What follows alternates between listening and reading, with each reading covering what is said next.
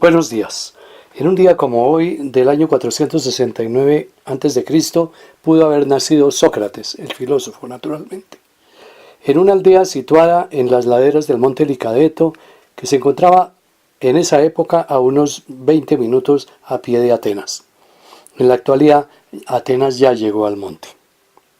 Su madre era partera, y por ello más tarde decía que su método era como un parto en el cual la verdad iba apareciendo progresivamente.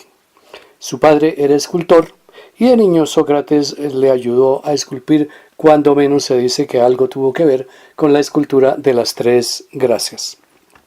Sin embargo, su afición desde un principio fue la filosofía. Sus maestros fueron tres. Anaxágoras, considerado el primer filósofo ateniense, tenía una serie de ideas particulares, como que el mundo era una mezcla de una cantidad infinita de sustancias y que cada una de ellas tenía que ver con las otras. Era difícil explicar esta idea. También decía que el sol era una roca ardiente y que la luna estaba hecha de tierra. Por estos dos conceptos le tocó huir de Atenas, porque lo acusaron de impiedad. Paradójicamente, de lo único que tenía visos de realidad fue lo que lo llevó al exilio. Sin embargo, tuvo tiempo de enseñarle dos cosas a Sócrates. Una de ellas es que la filosofía es algo serio. La otra es que la filosofía era peligrosa. Conceptos que, por supuesto, Sócrates olvidó. Haberse olvidado del segundo le significó la vida. Y del primero le significó el método con el cual se distinguió dentro de la filosofía, la dialéctica. Un método en el cual se escogía un tema y preguntando seguidamente a la víctima hasta que lo hacía sentir incómodo, una especie de estúpido, con lo que se ganó una serie de enemigos.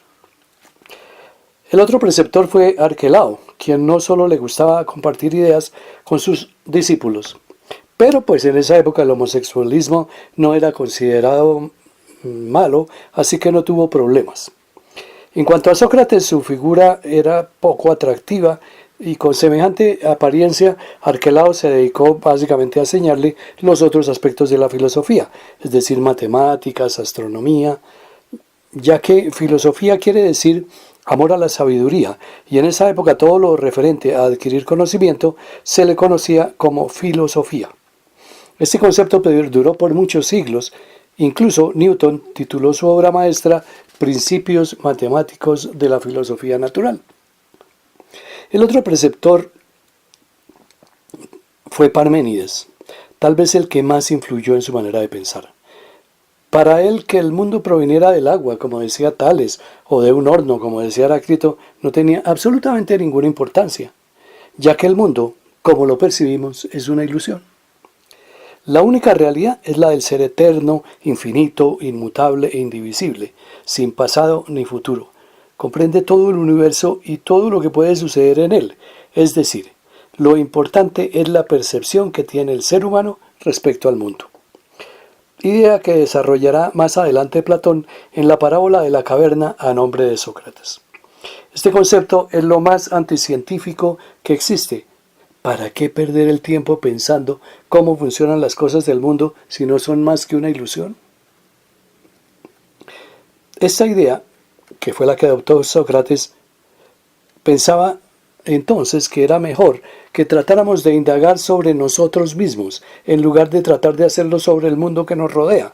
Adoptó la consigna que reposaba desde hacía tiempos en el oráculo de Delfos, al parecer era de Tales: conócete a ti mismo. Actitud anticientífica que logró en primera instancia que quienes se dedicaran al aspecto científico en Grecia se marginaran de la filosofía. Arquímedes en física, Hipócrates en medicina, Euclides en geometría. Los científicos griegos para esa época sabían que la Tierra gira alrededor del Sol, que es redonda, incluso calcularon la circunferencia, observaron la electricidad, que la Tierra posee un campo magnético. Todo este conocimiento quedó en sueños, hasta ser redescubierto miles de años después. Decía que existían dos morales: la moral heterónoma, que son las normas que nos impone la sociedad y en primer lugar nuestros padres, y a partir de ella crear la moral autónoma, que es nuestro propio sistema de valores, que es lo que debe llevar a buscar una vida virtuosa en la sociedad. Y es por eso importante indagar sobre nosotros mismos, pues esa ignorancia es lesiva. Sócrates exponía su filosofía en el Ágora de Atenas, al lado del mercado. Sin embargo, parece que fue ampliamente escuchado, pues el oráculo de Delfos lo declaró el más sabio de los hombres, cuando apenas tenía 30 años de edad. Con falsa modestia se mostró sorprendido, pues lo que él decía era: solo sé que nada sé.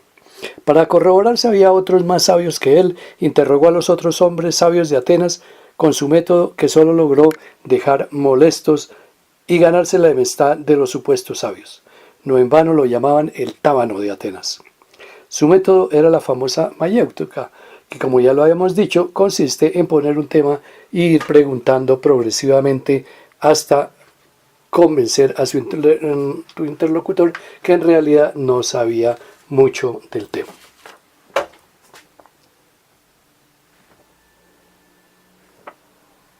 Primera parte, fin.